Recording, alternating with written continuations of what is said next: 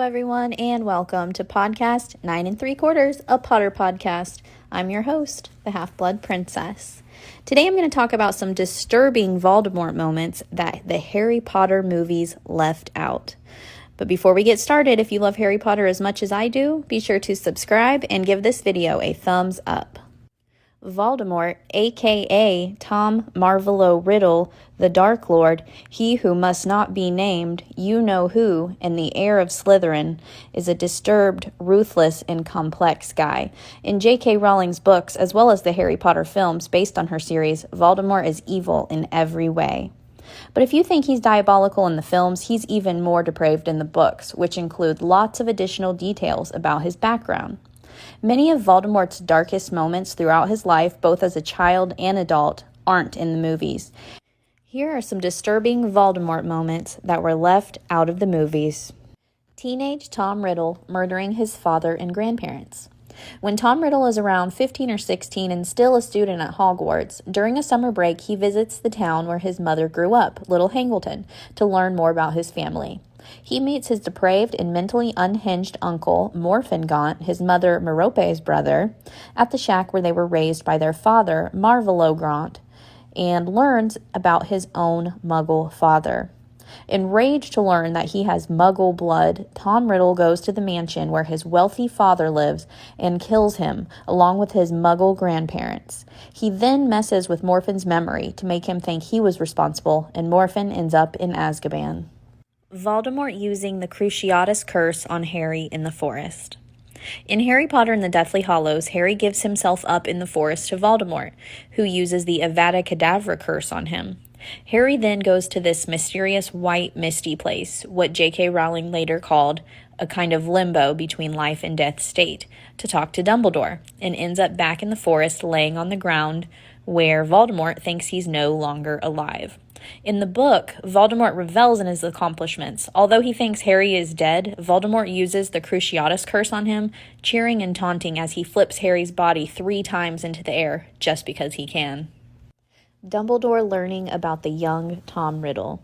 In the film version of Harry Potter and the Half-Blood Prince, Harry and Dumbledore take a trip back through the Pensieve to see Dumbledore's memory of Tom Riddle for the first time as a young boy at the London orphanage where he grew up.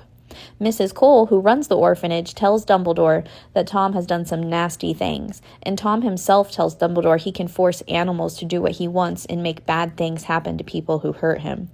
In the book, however, Mrs. Cole goes into more detail about Tom's nastiness, including his likely gruesome treatment of the pet. She says Tom said he didn't do it, but the pet couldn't have hung himself.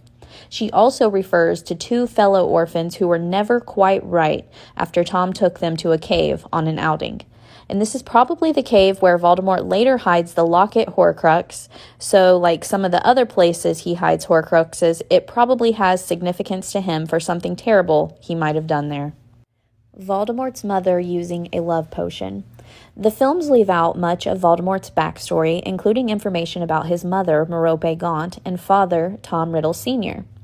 Merope, a descendant of Salazar Slytherin, grew up poor in a filthy shack raised by a father and brother who harmed her physically and emotionally. She fell in love with Tom Riddle Sr., a handsome, wealthy Muggle she saw riding by her home, and gave him a love potion to make him become enchanted with and marry her. When she got pregnant, Merope likely stopped giving the potion in hopes that he might have truly grown to love her. Instead, Tom Riddle Sr. left her, and Merope died right after giving birth to her son.